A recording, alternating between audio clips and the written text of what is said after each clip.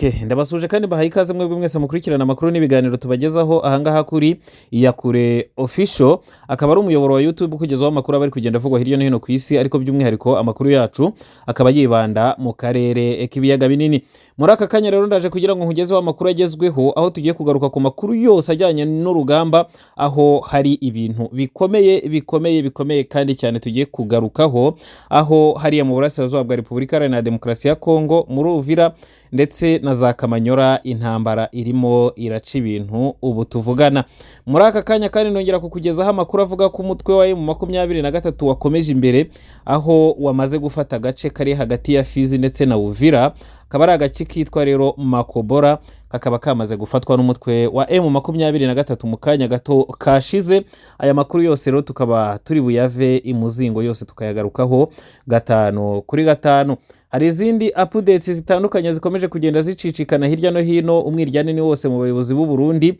cyane ko harimo abemeza ko ingabo zigomba kujya muri Repubulika Iharanira Demokarasi ya Kongo, abandi bakavuga ko nizagiyeyo zigomba kugaruka. Izi mpaka zose rero ziri hagati ya Perezida Evariste Ndayishimiye ndetse n'abajenerale, harimo uwitwa Gervais Ndirakobuca ndetse n'uyoboye umugambwe CNDD FDD, byose turabigarukaho gatanu kuri gatanu tubivugeho muri aya makuru yacu y'aka kanya. Reka rero ntangire nsuhuza mwebwe mwese mwumva ururimi rw'ikinyarwanda, mwaba mutwumva muri mu Rwanda, bari mu Burundi, abari muri Kongo, Tanzania, Kenya, Uganda ndetse n'ibindi bice byose bigize uyu mugabane wa Afurika. Mwese ndabasuje kandi mbahaye ikaze muri aya makuru yacu y'aka kanya.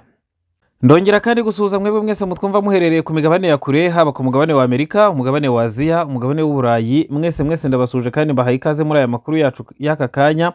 Ndibutsa mwebwe mwese mutari mwamara gukanda kuri subscribe yuko mushobora kujya munsi y'iyi video maze mukareba handitse ijambo subscribe cyangwa se sabone, ubundi mukarikandaho. Nimwibagirwe kandi no gukanda ku nzogera kugira ngo amakuru n'ibiganiro byose dukora umunsi ku wundi bijye bibageraho kandi mu ba mbere. Turi ku itariki 24 z'ukwezi kwa 12 umwaka w'2025, turi mu makuru yo ku gicamunsi, aho tugiye kukubwira ibijyanye n'intambara ikomeje kuvuza ubuhuha mu bice bya Kamanyora, Uvira ndetse no mu nkengero z'ibyo bice hose, aho umutwe wa M23 ndetse n'ingabo za Repubulika Iharanira Demokarasi ya Kongo n'abambari bazo, cyane ingabo z'u Burundi kuko arizo zariye Karungu, Wazarendo ndetse na FRDC bakomeje kurwana ku buryo bukomeye cyane. Ku rundi ruhande kandi nanone ndakubwira ko mu bice bya Sake umutwe wa M23 wacakiye benshi barimo Wazarendo ndetse na Nyatura, aho babashije kurambika intwaro maze bakavuga ko bahagaritse imirwano nyuma yaho bari bagabye igitero ku birindiro bya M23 ikaza kubakubita inshuro, bafatwa mpiri rero banemera kumanika amaboko, bakaba bafashwe bafite ibikoresho byinshi, byose bikaba byamaze gushyikirizwa M23 nk'uko uri bukomeze kugenda ubibona mu mashusho twaguteguriye. Aya rero ni amakuru tugiye gukomereza cyane mu bice bya Kamanyora na Uvira, aho intambara yafashe isura maze ingabo z'u Burundi zikaba ziri kugaruka muri Repubulika Iharanira Demokarasi ya Kongo ku bwinshi. Ni nyuma yaho intumwa z'u Burundi ndetse n'intumwa z'u Rwanda zari zahuye bakaganira ku buryo bashobora guhagarika intambara, by'umwihariko u Burundi bugahagarika gushyira imbaraga mu ntambara bari barimo mu bice bya Kamanyora, Uvira ndetse n'ahandi, cyane ko mubizi ko intambara yo muri Kongo abarundi boherejeyo ingabo zirenga 20,000 ndetse bakajya bakomeza kuvuga ko u Rwanda rwifuza gutera u Burundi runyuze muri Repubulika Iharanira Demokarasi ya Kongo. Intumwa z'u Burundi rero n'iz'u Rwanda zari zahuye kugira ngo ziganire kuri icyo kibazo. Hari ibyo bumvikanye, ariko igitangaje kuri ubu ngubu nuko u Burundi bwaseye butanzitse bukongera kohereza abasirikari umurundo muri Repubulika Iharanira Demokarasi ya Kongo, ndetse intambara ikaba yamaze gufata indi sura, ikaba yongeye gufata irangi. Ni nyuma yaho kandi Kinshasa nabo bavuze ko batazasubira mu biganiro i Doha bari barimo n'umutwe wa M23. Ni ibintu bikomeye cyane rero kandi bikomeje gutera ubwoba benshi, kubera ko Burundi bwahisemo kongera gusubiza ingabo muri Repubulika Iharanira Demokarasi ya Kongo, aho bivugwa ko Perezida Evariste Ndayishimiye ndetse na bamwe mu bajenerali aribo bari gushyira imbaraga muri ibi bintu byo kohereza ingabo muri Repubulika Iharanira Demokarasi ya Kongo, ariko abarimo umugaba mukuru w'ingabo ndetse n'abandi bajenerali barimo nk'uwitwa Ndirakobuca ndetse n'uyoboye umuryango CNDD-FDD nabo ngo bakaba batumva impamvu abana bo Barundi bakomeza kujya gupfira muri Repubulika Iharanira Demokarasi ya Kongo. Ibi byose rero kandi nubwo bijya mbere birimo biravugwa ko mu Burundi hashobora gutegurwa kudeta mu buryo butunguranye kubera izi mpaka zavutse hagati y'abajenerali, kanavugwa ko rero ishobora koroha kubera ko uruhande rwitaruye cyangwa se rutari kumwe na Perezida Evariste Ndayishimiye rurimo abajenerali b'incabwenge kandi bafite imbaraga zaba iza gisirikare ndetse n'iz'imitekerereze ku buryo bashobora kubirindura uruhande rwa Ndayishimiye wakomeje kohereza abasirikari muri Repubulika Iharanira Demokarasi ya Kongo. Abarundi batandukanye mu bihe bitandukanye bakomeje kumvikana bavuga ko igihugu cyabo cyashowe mu ntambara n'ubuyobozi bubi butazi icyo burwanira, ndetse banavuga yuko bagombaga kubihagarika mu gihe cyose babonaga ko bakomeje gutsindwa umwanzi akabarusha imbaraga, aho abaturage bafite ubwoba bwinshi bavuga yuko igihe cyose mu 23 yashaka kwinjira mu Burundi yakwinjira, na cyane ko niyo itakinjira hari izindi ngaruka mu by'ubukungu iyi ntambara izabagiraho, cyane ko ubu ngubu ibijyanye n'igitoro cyangwa se ibikomoka kuri peteroli mu gihugu cy'u Burundi bimeze nabi, aho ku munsi w'ejo bundi u Burundi bwategetse ko nta muntu wemerewe gutonda aho bafatira essence, ngo kubera ko abantu bajyaga bajya gutondayo kugeza igihe essence izazira ikahabasanga nyine kugira ngo barebe ko bazanywesha mu ba mbere, ariko nabyo babikuyeho. Bibutsa ko mu gihugu cy'u Burundi n'agatoro kajyaga kahagera cyangwa se essence yahageraga niyavaga muri Kivu y'Amajyepfo muri uyu mujyi wafashwe na M23 wa Uvira, nawo uyu munsi wa none uri mu biganza bya M23. Birumvikana ko abarundi bitoroshye yuko bongera kubona ibijyanye na peteroli cyangwa se ibikomoka kuri peteroli nyuma y'aho umutwe wa M23 ufatiye Uvira, akaba ari nayo mpamvu rero uyu mujyi wa Uvira uri kuberamo isibaniro, aho kuri ubu ngubu tuvugana hari intambara iteye ubwoba. Abarundi rero bakaba basaze bagasizora ngo barashaka gukura M23 muri uyu mujyi wa Uvira no mu tundi duce duhana imbibi n'igihugu cy'u Burundi mu bibaya bya Rusizi nka za Kamanyora ndetse n'ahandi. Ni umutwe wa M23 rero turimo tuvugaho ubu ngubu wamaze kugenda, ukaba wamaze gufata agace kari hagati ya Uvira ndetse na Fizi kitwa Makobora, nk'uko biri guturuka hariya ku mirongo y'urugamba. Aka gace bagafashe mu gihe kingana n'isaha imwe ishize, hari mu masaha ya 5 nibwo bafashe aka gace. Aka gace rero bamaze kukigarurira mu kanya gato kashize, aho ingabo z'umutwe wa M23 zikomeje kurwana mu bice byinshi bitandukanye, aho bari mu ntambara mu bibaya bya Rusizi, za Kamanyora ukomeza ugenda na za Uvira ndetse kugeza iyo za Makobora, bakaba baforonenze aho bakomeje gukubita umwanzi.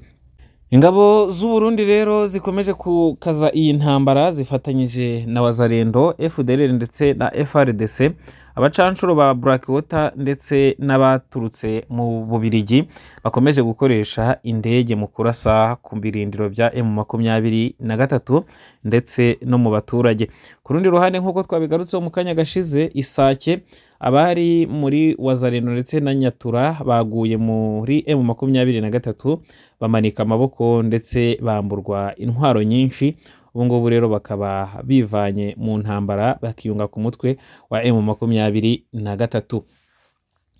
Umutwe wa M23 ukomeje iyi ntambara, aho leta ya Kongo yamaze kwikura mu biganiro by'amahoro. Bikaba bivugwa ko bidatinze umutwe wa M23 uzaba wamaze kurenga Karemi ndetse urenguka winjira mu ntara ya Katanga, aho iyi ntara ya Katanga ariyo ntara ifite ubutunzi buhambaye cyane muri Repubulika Iharanira Demokarasi ya Kongo. Ahangaha rero bikaba byaba ari ikibazo gikomeye cyane kuri Repubulika Iharanira Demokarasi ya Kongo, kubera yuko uko M23 ikomeza kugira ubushobozi cyangwa se ubutunzi buhambaye, ni nako ibona abaterankunga benshi baza mu buryo bw'ibanga bagatangira nyine kurya kuri iyo mari M23 ibiri kugenda ibona yipfupfunuye mu maboko y'ingabo za leta ya Repubulika Iharanira Demokarasi ya Kongo. Ni breaking news tuba tugenda tukugezaho, aya rero akaba ari amakuru agezweho dukomeje kugenda tukugezaho. Nkaba rero nkurarikira gukomeza gukurikirana amakuru n'ibiganiro tukugezaho, ari nako kandi nkubwira ko ushobora kujya munsi y'iyi video maze ukareba handitse ijambo subscribe cyangwa se abone, ubundi ukarikandaho. Ntiwibagirwe kandi no gukanda kunzogera kugira ngo amakuru n'ibiganiro byose dukora umunsi ku wundi bijye bikugeraho kandi mu ba mbere.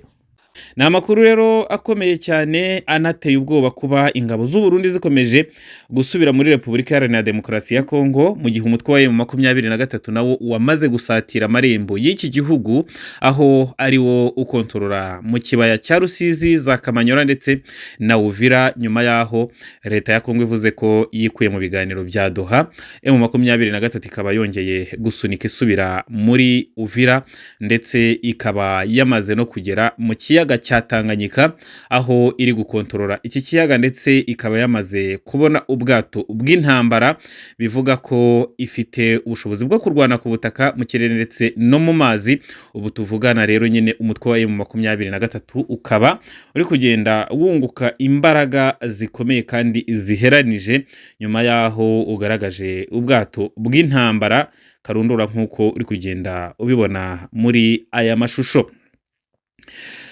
Naho mu yandi makuru rero nk'uko twabigarutseho n'ubundi, hari ubwato bukomeye cyane M23 yagaragayemo mu kiyaga cya Tanganyika hariya muri Kivu y'Amajyepfo, aho ubu ngubu uyu mutwe ugenzura ibice bya Tanganyika ndetse na Fizi. Bakaba bakomeje ndetse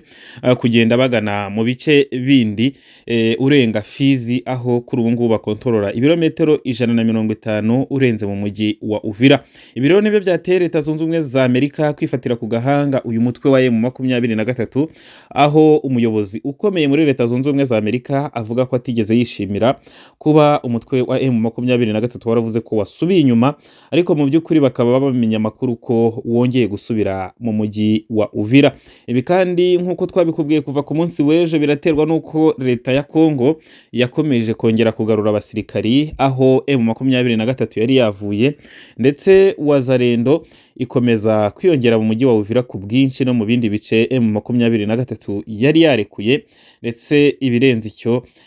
leta ya Kongo itangaza ko yikuye mu biganiro bya Doha, aho yavuze ko itazongera kwitabira ibi biganiro, haba ku buryo bw'imbona nkubone cyangwa se mu buryo bw'ikoranabuhanga nk'uko twabikugejejeho ku munsi w'ejo. Amakuru rero agezweho hari ku mirongo y'urugamba muri aka kanya nuko umutwe wa M23 ukomeje gusunika ingabo z'u Burundi, ingabo za Repubulika Iharanira Demokarasi ya Kongo. Gusa Burundi bukomeje kwisuganya bunohereza abasirikari benshi muri Repubulika Iharanira Demokarasi ya Kongo, ibintu rero bishobora guteza akaga gakomeye cyane, nyuma yaho nabo baciye mu iteka cyangwa se mu masezerano bari bagiranye n'igihugu cy'u Rwanda mu biganiro intumwa z'ibihugu byombi zagize muri iyi minsi, aho bari bahuye bakagira ibyo bumvikanaho, ndetse bikaba byaravugwaga ko Burundi bushobora guhagarika intambara mu burasirazuba bwa Repubulika Iharanira Demokarasi ya Kongo. Ibi rero ni ikintu gikomeye cyane, aho igihugu cy'u Burundi gikomeje nyine kwenyegeza umuriro muri Repubulika Iharanira Demokarasi ya Kongo, ibintu bidashobora kunyura igihugu cy'u Rwanda, kubera ko ingabo z'u Burundi, ingabo za Kongo ndetse na Wazalendo baba barwana bafatanyije na FDLR yahekuye u Rwanda. Ibi rero akaba ari byo bishobora gukomeza intambara, ndetse u Rwanda rwo rukaba ruvuga ko rutigeze rugeza ingabo muri Repubulika Iharanira Demokarasi ya Kongo. Ariko nk'uko bigaragara rero, nibikomeza gutya kandi M23 ikabishobora gusunikwa igasubizwa inyuma ho gatoya, u Rwanda narwo rushobora guhita rutanga ramforo mu rwego rwo kugira ngo rukumire FDLR yavanzwe n'igisirikari cy'u Burundi ndetse n'icya Repubulika Iharanira Demokarasi ya Kongo. Banavuga ko rero bazakuraho ubutegetsi bw'u Rwanda nk'uko mwagiye mubyumva mu bihe bitandukanye. Iyi yaba impamvu ikomeye cyane yatuma ingabo z'u Rwanda nazo zenterivena muri iyi ntambara ibera mu burasirazuba bwa Repubulika Iharanira Demokarasi ya Kongo. Aya ni amakuru dukomeje kugenda tukugezaho, akaba ari amakuru rero aturuka ku mirongo y'urugamba muri Repubulika Iharanira Demokarasi ya Kongo. Nk'uko ku munsi w'ejo twakomeje kugenda tubikubwira, hari amakuru aturuka ku mirongo y'urugamba agaragaza ko hari abasirikari b'u Burundi bafashwe n'umutwe wa M23 Matekwa, ndetse bakaba barimo Koloneli Sibomana. Uyu Sibomana rero akaba yarafatiwe ku mirongo y'urugamba hariya muri Repubulika Iharanira Demokarasi ya Kongo, by'umwihariko mu mujyi wa Uvira, ndetse ngo afatanwa n'abasirikari bashobora kuba bagera muri 76 nk'uko amakuru aturuka hariya ku mirongo y'urugamba abyemeza. Ni amakuru rero twamenye ku munsi w'ejo, aho ari amakuru dukesha Service de Renseignement avuga ko umutwe wa M23 wafashe abasirikari b'u Burundi benshi, ndetse barimo n'umukoloneli bari bihishe mu mujyi wa Uvira ubwo yabapfupfunuraga mu nzu bihishe, ndetse bakaba nyine bari muri bamwe mu bari boherejwe na leta y'u Burundi kongera gutanga ramforo ku ngabo za leta ya Kongo, Wazalendo ndetse na FDLR kugira ngo bakomeze gukumira umutwe wa M23 uve muri Uvira. Umujyi wa Uvira leta ya Kongo ndetse n'u Burundi bawukomeyeho cyane kuko ni hamwe mu habahuzaga, ndetse uyu mujyi nk'uko mubizi ukaba uri neza mu marembo y'umujyi wa Bujumbura, aho igihugu cy'u Burundi cyakoreshaga uyu mujyi mu kubona ibintu bitandukanye, cyane cyane ibikomoka kuri peteroli, kubera yuko Tanzania yakupye cyangwa se yahagaritse inzira zihuza n'u Burundi, akaba nta bintu byinjira. Ubu ngubu u Burundi bwari burimo bukoresha umujyi wa Uvira mu kuba bwabona byinshi mu bicuruzwa, ndetse bakabona n'ibikomoka kuri peteroli byabaye n'ingumi cyane hariya mu gihugu cy'u Burundi kuko bitaboneka.